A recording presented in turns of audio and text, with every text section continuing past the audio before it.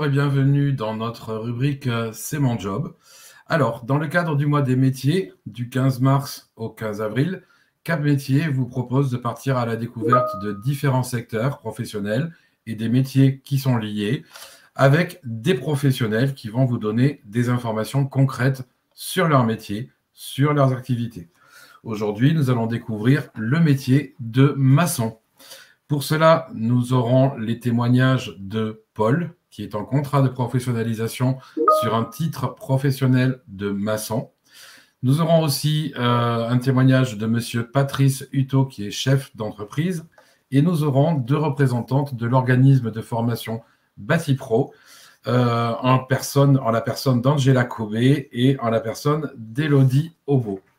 Alors, sachez que pendant toute la durée de ce webinaire, vous aurez la possibilité de poser des questions via le chat qui se situe en bas à droite de l'écran et nous prendrons bien entendu le temps de vous répondre pour le mieux. Alors, nous allons donc débuter ce nouvel épisode de C'est mon job avec Paul. Bonjour Paul, est-ce que vous m'entendez? Oui, bonjour. Voilà. Bonjour. Alors, donc, je voulais déjà avant tout vous demander comment est-ce que vous avez découvert le métier de maçon. J'ai découvert le métier de maçon grâce au cercle familial parce que toute la famille est dedans. D'accord, ok. Alors, j'ai un petit problème de son. Peut-être qu'il faudrait vous rapprocher du micro. Je ne sais pas, on vous entend pas très très bien. Là ou pas? Ça a l'air d'aller mieux. Ça a l'air d'aller mieux. Ok, donc vous m'avez dit que votre entourage familial est déjà dans cette branche-là. Oui, c'est ça. D'accord, ok. C'est bon. Et du coup, comment est-ce que vous avez découvert la formation que vous suivez actuellement?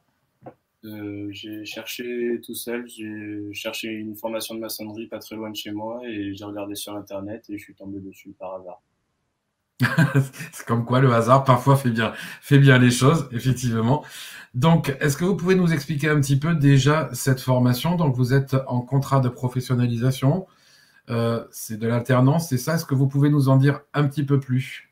Oui, ben, je fais un titre professionnel, je fais 3 semaines d'entreprise et une semaine de formation pendant 2 ans. Mhm. Et la semaine, quand je suis ici, je travaille. On fait beaucoup de pratiques où on travaille que de la maçonnerie, on apprend avec différents formateurs. D'accord. Voilà. Un titre professionnel, donc c'est la certification que vous aurez à la fin de votre formation. Est-ce que vous pouvez nous dire ce que c'est un titre professionnel? C'est l'équivalent du CAP. D'accord, d'accord, très bien.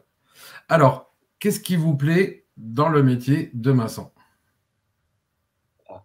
Euh, Ah, ah. J'aime bien tout ce qui est manuel, travailler en extérieur et aussi je me sers beaucoup des machines en entreprise, du coup ça me plaît pas mal. Ok, très bien. Est-ce que vous pouvez nous raconter une journée type? C'est-à-dire, alors plutôt une journée quand vous êtes en entreprise. Est-ce qu'il existe déjà une journée type ou est-ce que il faut savoir s'adapter parce que les jours se suivent mais ne se ressemblent pas forcément? Non, oui, il faut plutôt s'adapter parce que c'est jamais vraiment la même chose. On, on peut débuter un chantier lundi et le mardi aller sur un autre chantier parce qu'il y a des imprévus, des gens qui ont besoin de nous plus rapidement que d'autres. Donc, c'est plus de l'adaptation qu'une journée type.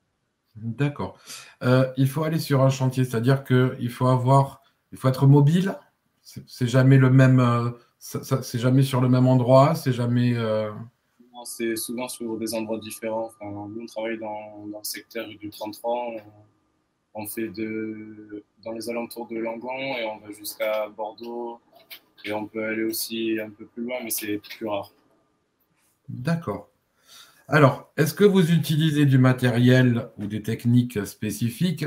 Je suppose que oui. Oui, du matériel, on utilise beaucoup d'engins, comme Mhm. des pelles ou des compresseurs. Et après, tout ce qui est engins thermiques, comme les scies circulaires thermiques pour couper le béton et tout ça. Et sinon, des techniques spécifiques, pas vraiment. Enfin, chacun a sa technique de travail. D'accord. Il y a quand même des techniques qu'on vous apprend pour la maçonnerie. Oui, oui. Ok. Alors, je vois, il y a une personne qui nous pose une question. Évidemment, c'est la représentation du métier de maçon. On nous demande, est-ce qu'il faut avoir de la force physique pour être maçon? Est-ce qu'il y a un côté métier physique Oui, oui, il y a un côté physique, mais après, on peut s'en sortir aussi si on a des techniques qui, si on a moins de force, on peut aussi utiliser la technique. On travaille beaucoup avec les jambes, mais si on travaille avec la force physique du haut du corps, on se fait plus mal qu'autre chose. D'accord. On nous demande aussi, est-ce que vous travaillez en équipe ou est-ce que le métier de maçon, c'est plutôt un métier solitaire? Non, c'est plutôt un métier où on travaille en équipe. Nous, on est en équipe de deux souvent, et trois si vraiment il y a besoin, mais plus par équipe de deux. D'accord, très bien. Il y a une question aussi que je voulais vous poser parce que par ces temps-ci, c'est assez difficile. Comment est-ce que vous vous y êtes pris pour trouver une entreprise? Vous avez eu la chance de la trouver. Tout le monde n'y arrive pas forcément. On y arrive petit à petit. Comment est-ce que vous avez fait, vous? Moi, ça a été simple, c'est mon père le chef d'entreprise, donc il a trop- Voilà, ça simplifie effectivement les choses. Ça s'appelle du réseau, effectivement. Il ne faut pas hésiter à faire appel à son réseau. Et puis voilà, quand on doit trouver une entreprise, faire le tour des personnes qui composent notre famille et voir effectivement. Voilà. Donc, combien de temps va durer votre formation? Elle dure 2 ans. D'accord. Et là, vous êtes à la première année, c'est ça? Non, là, je termine dans 4 mois. Ah ben voilà, 1 an et demi. c'est très bien. Entendu. Ben écoutez, je vous remercie beaucoup, Paul. Pas de souci, merci à vous. Euh, on me pose une question avant de vous laisser. Je vois, est-ce que vous allez continuer après votre CAP? Vous avez l'intention d'aller un petit peu plus loin Dans les études ou dans la dans les maçonnerie? études? Dans les études. Euh, oui, je vais peut-être faire une augmentation de compétences. Et D'accord. oui, oui, après le CAP, on a des augmentations de compétences qu'on peut faire ici à Batipro aussi. D'accord. D'accord. Des On verra diplômes. ça. Ouais. On en parlera tout à l'heure. Justement, j'avais prévu de poser ces questions aux deux représentantes de Batipro, voir un petit peu quelles étaient les différentes formations et les différents niveaux de formation. Je vous remercie, Paul. Je vous souhaite bonne continuation. Bonne fin bonne fin de formation. Et je vais m'adresser maintenant à Monsieur Hutto, qui est donc chef d'entreprise. Bonjour. Bonjour. Alors déjà, j'ai entendu parler du Langonnet. Votre entreprise se trouve du côté de Langon, c'est ça? Juste à côté de Langon, oui. D'accord. D'accord. Alors, quelle est votre fonction ou quelles sont vos fonctions? Il y a peut-être d'autres fonctions que chef d'entreprise? Alors moi, je suis président d'une SASU, donc une entreprise générale du bâtiment, et D'accord. j'ai une quinzaine d'employés. D'accord. Quels sont les différents métiers qu'il y a? C'est juste de la maçonnerie dans votre entreprise ou est-ce qu'il y a d'autres corps Les métiers, du métier du gros œuvre au second œuvre. Pardon, je ne vous ai pas entendu. Du gros œuvre au second œuvre, on fait vraiment tous les métiers. D'accord. Est-ce que vous pouvez expliquer, parce que peut-être que les personnes qui nous regardent ne savent pas trop qu'est-ce qu'on entend par gros œuvre et qu'est-ce Oui. qu'on entend par second œuvre? Oui, oui, bien sûr. Alors le gros œuvre, c'est tout ce qui est justement maçonnerie, couverture, charpente. Et le second œuvre, on passe sur la peinture, le placo, la plomberie, l'électricité. D'accord. Voilà. D'accord. Il me vient le nom d'un métier, par exemple, la menuiserie, ça fait partie. Enfin, moi, j'ai la réponse, mais c'est pour certaines personnes qui nous regardent qui savent peut-être pas trop. Est-ce que c'est le gros œuvre? Est-ce que c'est plutôt le second œuvre? Ça ferait partie du second œuvre, la menuiserie. D'accord. Alors, j'ai appris, avant qu'on ne commence C'est mon job, j'ai appris que vous avez donc 3 personnes qui sont en alternance dans votre entreprise. Oui. Voilà. Oui, Donc, deux contrats pro et un contrat d'apprentissage. deux contrats pro et un contrat d'apprentissage, c'est ça? Oui. Voilà. Je m'excuse, il y a des moments où on ne vous entend pas très très bien. Pardon. Ok. Alors, qu'est-ce que vous recherchez chez une personne que vous venez de recruter dont c'est la première expérience? Est-ce qu'il y a des critères? Des critères, pas forcément. C'est une personne qui doit s'adapter à une équipe, à un environnement, et puis avec qui doit respecter l'autorité, puisqu'il y aura forcément quelqu'un au-dessus de lui. Et voilà, puisque dans la quinzaine d'employés, moi j'ai chaque corps de métier qui est représenté avec une personne d'expérience et qui peut se permettre de former des personnes qui n'en ont pas, justement, comme les contrats pro ou les contrats d'apprentissage.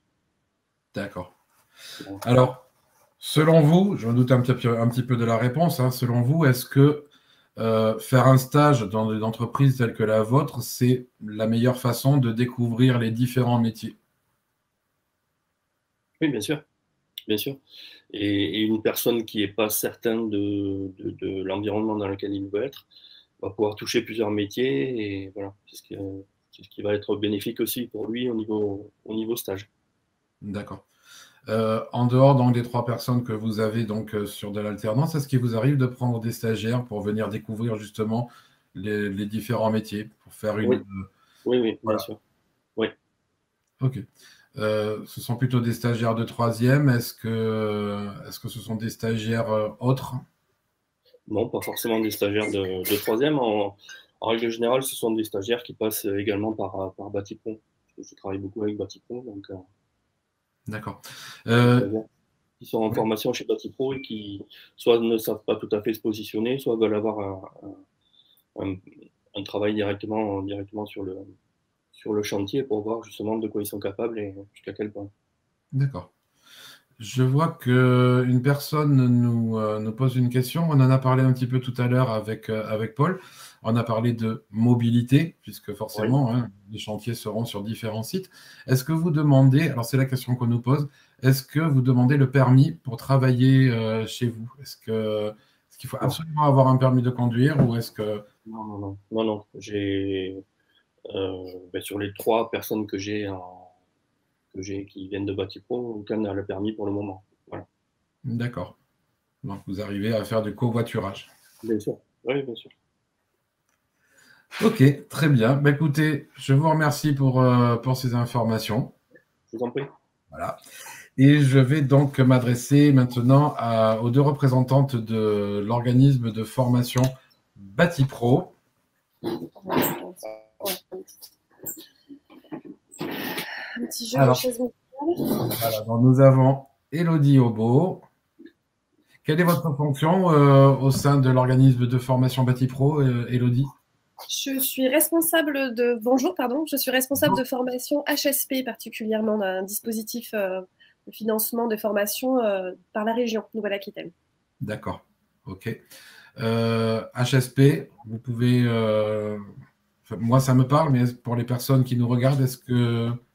Oui, bien sûr. Qu'est-ce que c'est comme genre? HSP, ça signifie habilitation de service public. D'accord. C'est un marché auquel Batipro a répondu avec un certain nombre d'autres centres de formation, comme l'AFPA en tête de liste à Bordeaux, le CFA de Blanquefort, le Greta, et voilà, je crois que je ne sais plus son nom de lui. C'est un marché qui est destiné à des publics qui n'ont pas du tout de qualification. Enfin, le premier critère, c'est ça, c'est permettre d'accéder à un premier niveau de qualification, à des publics vraiment très loin de la formation, de l'école, d'un parcours qui n'a pas été possible pour lesquels il n'a pas été possible de valider un diplôme.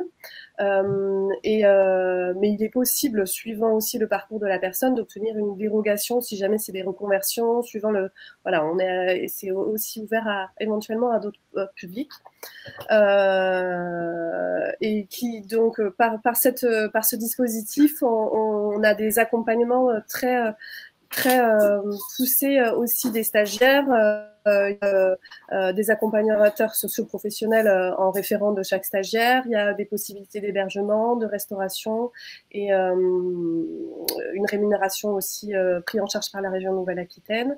Et voilà, qu'est-ce que je peux vous dire de plus? Nous, chez nous, les métiers Oui, ça faisait partie des questions que j'allais vous poser, effectivement.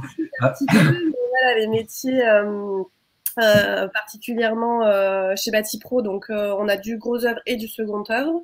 Alors après, c'est une question que vous allez peut-être nous poser aussi, mais on est sur 4 sites en Gironde, donc le siège c'est à Libourne. Là, on est à Langon pour vous parler, mais il y a aussi Belin-Bellier, le Médoc, et bientôt il y aura une ouverture de site à Blaye. Dans le Blayais. Et du coup, sur ces 4 sites, il y a autant du coup du gros œuvre et du second œuvre. Donc ça va de la maçonnerie et de la couverture. Sur certains sites, on peut aussi avoir maçon bâti ancien et tailleur de pierre. Ensuite, il y a constructeur bois. Et après, tout ce qui va être second œuvre, on a peinture, plaquiste, carreleur, agent d'entretien du bâtiment, qui signifie, enfin c'est un parcours au sein duquel il y a on aborde 4 métiers, peinture, plaquiste, électricité et sanitaire, plomberie. D'accord, oui. Voilà, et il y a aussi électricité aussi. Je crois pas que j'en ai. Alors là, on parle de Batipro Gironde. Notre public étant donc situé sur toute la Nouvelle-Aquitaine, est-ce qu'il y a d'autres organismes, d'autres antennes Batipro sur les Pyrénées-Atlantiques, les Landes, le Poitou-Charentes? Pour l'instant, non. Il y a une formation qui va s'ouvrir à côté de La Rochelle. Non, déjà une formation sur Marmande. Sur Marmande, oui, pardon, excuse-moi. D'accord. Ok. Là. Il y a aussi des projets de chantier de formation sur d'autres communes, notamment Lot-et-Garonne et pourquoi pas sur la Dordogne. Ah oui, d'accord. D'accord. Là, on a parlé de ces formations. Ce sont des formations uniquement dans le cadre de la formation continue pour adultes ou est-ce qu'il y a aussi des formations pour les publics plus jeunes qui nous regardent sur C'est mon job? Est-ce qu'il y a des formations peut-être adressées à des jeunes dans le cadre de ce qu'on appelle la formation initiale, c'est-à-dire formation scolaire? Alors pour l'HSP, mais également en contrat pro, nous, enfin déjà c'est ouvert à partir de 16 ans. Les formations sont ouvertes à partir de 16 ans et c'est pour valider des titres professionnels. D'accord. Donc on est lié, on n'est pas lié à l'éducation nationale pour le cursus de parcours. Voilà, effectivement, c'était là que je voulais vous emmener, effectivement, à distinguer formation initiale, scolaire, éducation nationale, et ensuite formation continue, on va dire. C'est plutôt de la formation professionnelle continue. Alors, on me pose une question. Donc, une question qui concerne l'alternance, les formations en alternance. Est-ce qu'il faut obligatoirement avoir trouvé une entreprise pour pouvoir accéder à vos formations en alternance? Est-ce qu'il faut avoir... Est-ce que c'est la première des choses à faire? Et ça, c'est plutôt une question que je vais poser à Angela. Bonjour, donc je suis Angela. Donc, ma mission au sein de Batipro, donc je suis chargée de relations entreprises. Je suis responsable de l'alternance. Donc, pour répondre à cette question, j'ai envie de vous dire pas obligatoirement, puisque l'une de nos missions au sein de Batipro, c'est justement de mettre en liaison les candidats avec des entreprises potentielles. Donc, aujourd'hui, nous, ce que nous avons besoin pour rentrer à Batipro, c'est la motivation et l'envie de candidats. Et après, nous, on peut aider les candidats effectivement à trouver une entreprise. D'accord. C'est quelque chose le fait de trouver une entreprise, ça va être de suite, ou alors est-ce qu'il y a une part de responsabilité du stagiaire d'abord d'essayer de trouver son entreprise? Voilà. Alors, en règle générale, comment ça se passe? Lorsqu'un candidat vient à nous avec un projet d'alternance sur n'importe quel métier du bâtiment, puisque là, par rapport à l'HSP, on est ouvert à tous les métiers du bâtiment. Donc, on va faire aussi de la pose de menuiserie, des métiers qui ne sont pas présents en formation continue par le biais de l'HSP. Donc, ça peut être poseur de menuiserie, ça peut être chef d'équipe, ça peut être conducteur de travaux. On est ouvert à d'autres métiers. Donc, ça, il faudra bien aller regarder sur le site où tous les métiers sont listés.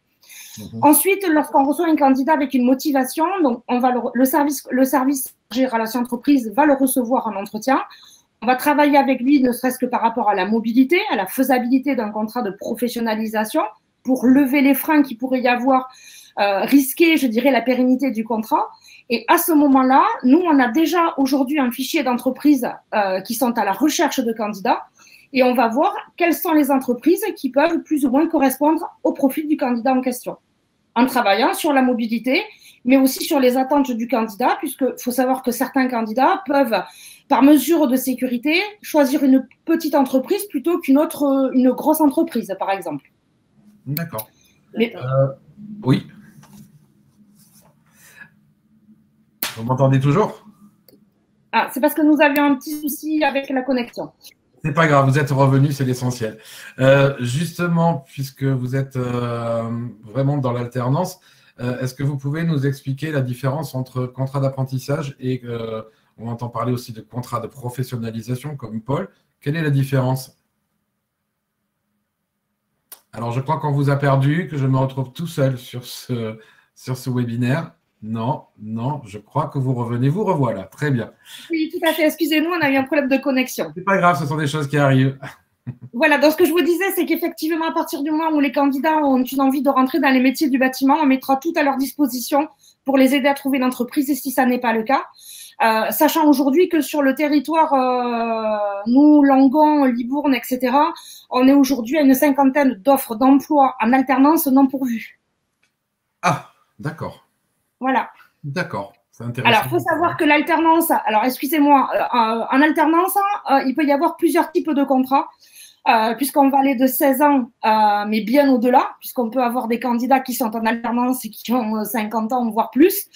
En règle générale, les plus jeunes vont être sur un contrat d'apprentissage, puisqu'il faut savoir que depuis le mois de septembre, Batipro travaille en sous-traitance avec le CFA de Blanquefort. Donc, ça veut dire que nous avons ouvert le titre professionnel qui, je rappelle, est l'équivalence du CAP.